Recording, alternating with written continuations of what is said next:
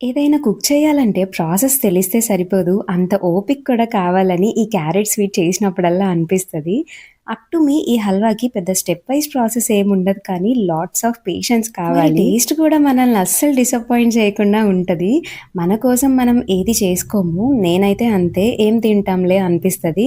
But మనకిష్టమైన వాళ్ళకి అది favourite అని తెలిస్తే మాత్రం ఓపిక అప్పు తెచ్చుకొని మరీ కుక్ చేయడం స్టార్ట్ చేస్తా. అలా స్టార్ట్ చేశా అనమాట ఈ స్వీట్. నేను తీసుకునే ఫుడ్స్‌లో ఎప్పుడూ less oil, zero sugar and no to maida చూస్తారు.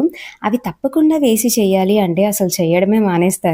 సో, ఈ క్యారెట్ హల్వా హెల్తీగా చేయాలంటే నేనిక్కడ జాగరీ యూజ్ చేస్తున్నాను. సిరప్‌లా చేస్తున్నాను. షుగర్‌తో చేసిన హల్వా అండ్ జాగరీతో చేసింది సేమ్ టేస్ట్ అని చెప్పను. ఇట్ మే వేరీ బట్ ఇలా చేసింది కూడా ఎక్కడా తీసిపోదు. అంత టేస్టీగా ఉంటది. Do give it a try. Firstly గీలో డ్రై ఫ్రూట్స్ రోస్ట్ చేసుకొని పక్కన పెట్టేసుకొని, ఇంకొంచెం గీ వేసుకొని, చాలా మంచిగా తురుముకున్న క్యారెట్‌ని రోస్ట్ చేసుకోవాలి. ఈజీగా కుక్ అయిపోతది. గ్రేటెడ్ క్యారెట్ కాబట్టి. తర్వాత మన టేస్ట్‌కి తగ్గట్టు మిల్క్ యాడ్ చేసుకోవాలి. నచ్చితే ఎక్కువ కూడా వేసుకోవచ్చు. మంచిగా బాయిల్ రానివ్వాలి. దగ్గరికి వచ్చాక స్వీట్‌నెస్ కోసం షుగర్ ఆర్ జాగరీ వేసుకోవాలి. పౌడర్డ్ ఫార్మ్ అయితే ఇంకా సిరప్‌లా చేయనక్కర్లేదు. తర్వాత పించ్ ఆఫ్ ఇలాచీ వేసుకోవాలి. నా హస్బెండ్‌కి ఇష్టం ఉండదు. సో, నేనిక్కడ వేయలేదు. లాస్ట్‌లో మనం రోస్ట్ చేసుకున్న నట్స్. అంతే. మీకు ఈ వీడియో ఎలా అనిపించిందో comment and let me know. By.